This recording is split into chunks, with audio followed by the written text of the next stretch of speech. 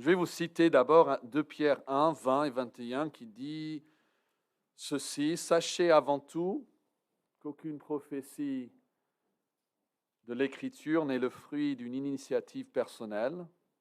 En effet, ce n'est pas par une volonté humaine qu'une prophétie a jamais été apportée, mais c'est poussé par le Saint-Esprit que des hommes ont parlé de la part de Dieu.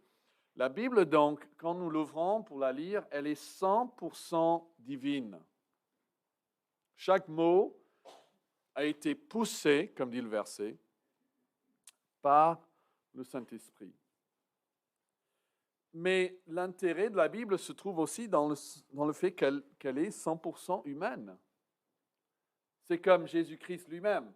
Parfaitement Dieu est devenu parfaitement homme et demeure éternellement parfaitement Dieu et homme. Et donc, il est très utile d'étudier dans la Bible les auteurs humains, car une partie du sens que le Saint-Esprit veut même nous donner, c'est en connaissant le contexte, en connaissant la situation des auteurs, en connaissant leur identité souvent. Et dans la première lettre écrite aux Thessaloniciens, nous trouvons 78 fois le pronom « nous ».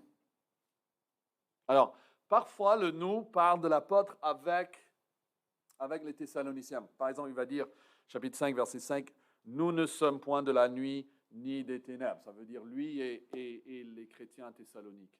Mais la plupart du temps, le « nous » dans cette lettre parle des auteurs humains. Alors, est-ce que vous vous souvenez de qui sont ces auteurs? D'abord, il y a combien?